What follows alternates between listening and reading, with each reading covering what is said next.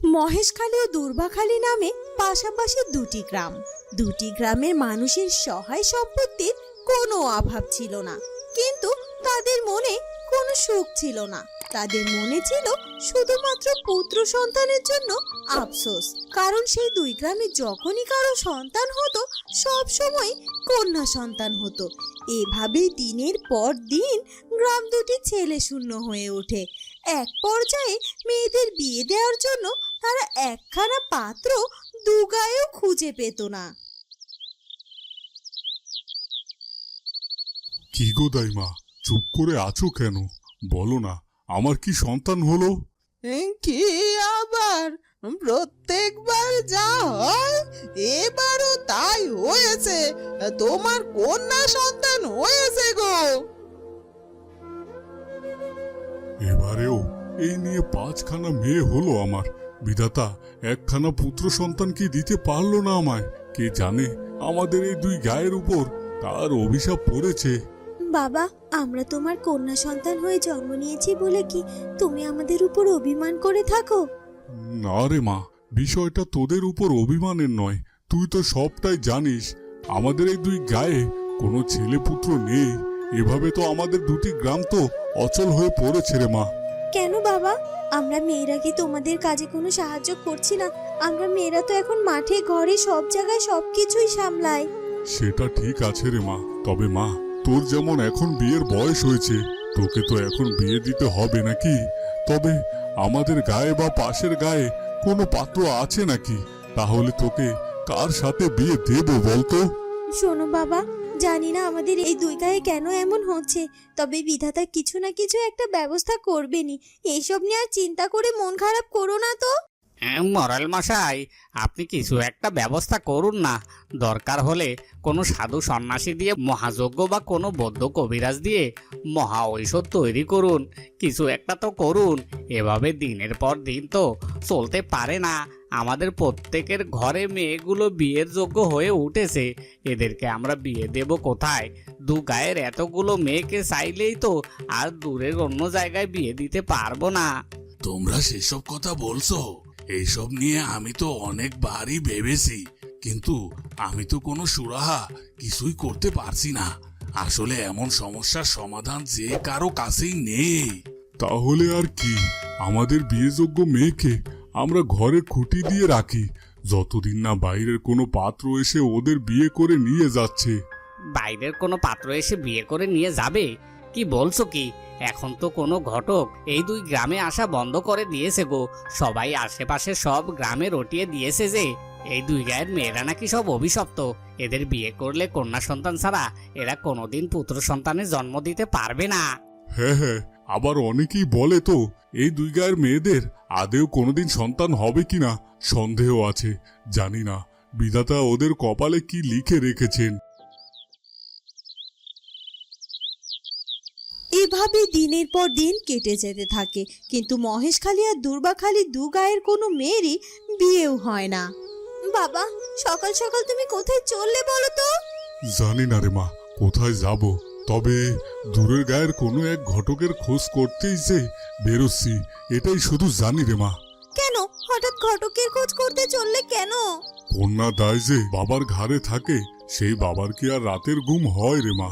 তাই তো রাতের ঘুম না হওয়া থেকে মুক্তি পেতে ঘটকের খোঁজ করছি।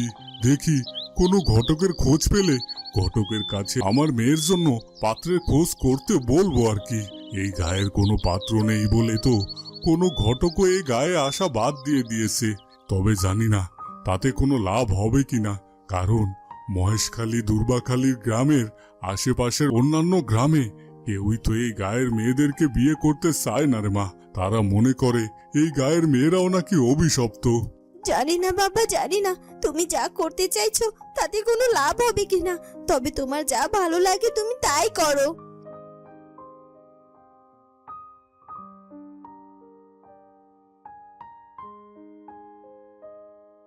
এরপর লতার বাবা মহেশখালী আর দুর্বাখালী দু গ্রাম পেরিয়ে দূরের গায়ে গিয়ে ঘটকের খোঁজ করতে থাকে।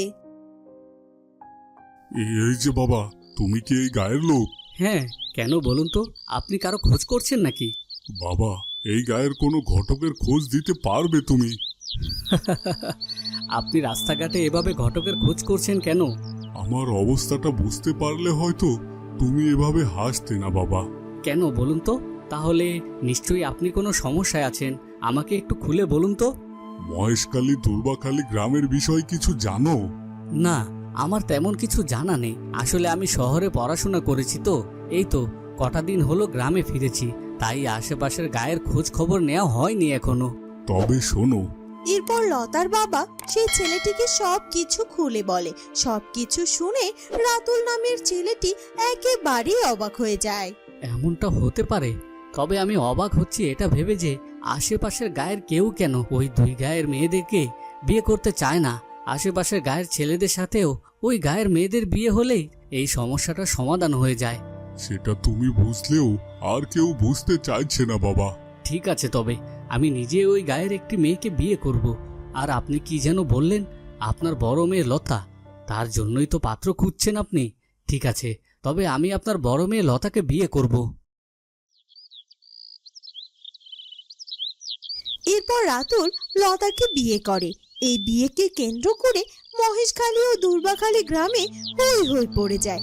দুই গায়ের সব লোক লতার বিয়ে দেখতে জড়ো হয়। আপনারা সবাই আমার একটা কথা শুনুন, এভাবে নিজেদেরকে ঘরের মধ্যে গুটিয়ে না রেখে নিজেরাই বাইরে বের হন লতার বাবার মতো। নিজেদের মেয়েদের জন্য সুপাত্রের খোঁজ করুন। আর তাছাড়া আমি কথা দিচ্ছি, আমি বিয়ে করে শুধু লতার দায়িত্ব নিয়েছি এমনটা নয়, আমি এই গায়ের সব মেয়েদের দায়িত্ব নিলাম। সবাইকে বিয়ে দেওয়ার দায়িত্ব আমার। রাতুলের মুখে এমন কথা শুনে সবাই ভীষণ খুশি। শোনো বাবা, তুমি হলে আমাদের দুই গায়ের একটি মাত্র জামাই, তুমি হলে আমাদের নয়নের মণি। আজ থেকে তুমি তোমার শ্বশুর বাড়ি বলতে এই একটি বাড়িকে মনে করবে না, কিন্তু এই দুই গায়ের সবগুলো বাড়ি তোমার শ্বশুর বাড়ি। সব বাড়ি থেকেই তুমি জামাই আদর পাবে গো। এরপর রাতুল লতাকে নিয়ে তার বাড়িতে চলে যায়। বেশ অনেকগুলো মাস কেটে যায়, কিন্তু রাতুল কথা দেওয়া সত্ত্বেও ওই দুই গ্রামের কোনো একটি মেয়ের বিয়ের ব্যবস্থাও করতে পারে না। আজ অনেকদিন পর বাবার বাড়ি যাচ্ছি, আমার যে কি আনন্দ হচ্ছে। আর আমার খুব ভয় হচ্ছে লতা, কারণ আমি সবাইকে কথা দিয়েছিলাম আমি এই গায়ের আরো অনেক মেয়েদের বিয়ে দেওয়ার সাহায্য করব, কিন্তু আমি তো এখনো করে উঠতে পারিনি। কি করব? কেউ তো আমার মতো এগিয়ে আসলো না। এইসব কথা বলতে বলতে লতা আর তার স্বামী লতাদের বাড়িতে যেতে থাকে। আরে আরে জামাই এসেছে, জামাই এসেছে। কোথায় সবাই? জামাই আদরের ব্যবস্থা করো সব। আমাদের দুই গায়ের একমাত্র জামাই বলে কথা, এই জামাইকে নিয়ে আমরা জামাই উৎসব করব। এভাবেই মহেশখালী দুর্বাখালী দুই গায়ের লোক তাদের একমাত্র জামাইকে নিয়ে মেতে ওঠে। দেখলে তো, তুমি শুধু শুধু চিন্তা করছিলে, সবাই তোমাকে কত ভালোবাসে।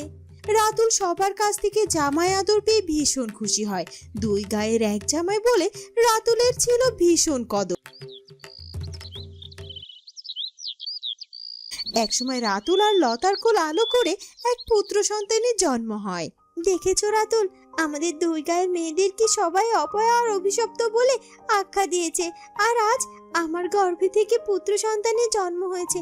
আসলে অভিশাপ তো আমাদের দুই গায়ের মেয়েদের উপরে হয়নি গো, অভিশাপ হয়েছে সকলের মনের। তাই তো আমাদের চিন্তাধারার কোনো পরিবর্তন হচ্ছে না। তোমার গর্ভে পুত্র সন্তানের জন্ম হয়েছে, এই খবরে দেখবে তোমাদের দুই গায়ের উপর আবার ভুল ধারণা মিটে যাবে।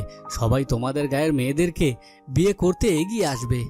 লতার পুত্র সন্তান হয়েছে এ খবর আশেপাশে সব গায়ে ছড়িয়ে যায়, এবং তারপর থেকে আশেপাশের অনেক গা থেকেই মহেশখালী আর দুর্বাখালীর গায়ে মেয়েদেরকে বিয়ে করতে এগিয়ে যায়। জামাই বাবা, আজ যা কিছু হয়েছে সব তোমার জন্যই হয়েছে। কারণ সেদিন তুমি যদি আমার মেয়েকে বিয়ে করতে এগিয়ে না আসতে, তাহলে হয়তো আজও আমাদের দুটি গ্রামই অভিশপ্ত থেকে যেত। আর দেখো, আজ এক এক করে আমাদের গায়ের কতগুলো মেয়ের বিয়ে হয়ে যাচ্ছে। এটা তো আমার পরম সৌভাগ্য যে আমার একটি সিদ্ধান্তের জন্য আমি এতগুলো মানুষকে সাহায্য করতে পেরেছি। তবে বাবা, আমার তো এখন চিন্তা হচ্ছে, দুই গায়ের এক জামাই হিসেবে যেমন জামাই আদর পেয়েছি এতদিন, সে জামাই আদর না কমে যায় আমার। না না বাবা, তোমার জামাই আদর কোনো দিনও কমবে না। এভাবেই লতা আর লতার স্বামীর জন্য মহেশখালী আর দুর্বাখালী গ্রামের অভিশাপ নামক ভুল ধারণা কেটে যায় এবং দুগায়েরই একে একে সব মেয়ের বিয়ে হয়ে যায়। কিন্তু রাতুলের দুগায়ের এক জামাই হিসেবে সেই জামাই কদর ভালোই ছিল আর সেটা থেকে যায়। বন্ধুরা, কেমন লাগলো আমাদের আজকের গল্পটি? যদি ভালো লাগে তাহলে অবশ্যই আমাদের চ্যানেলটিকে সাবস্ক্রাইব করে দিও। আর হ্যাঁ, অবশ্যই কমেন্ট করতে ভুলো না। দেখা হবে নতুন কোনো গল্প নিয়ে। ধন্যবাদ।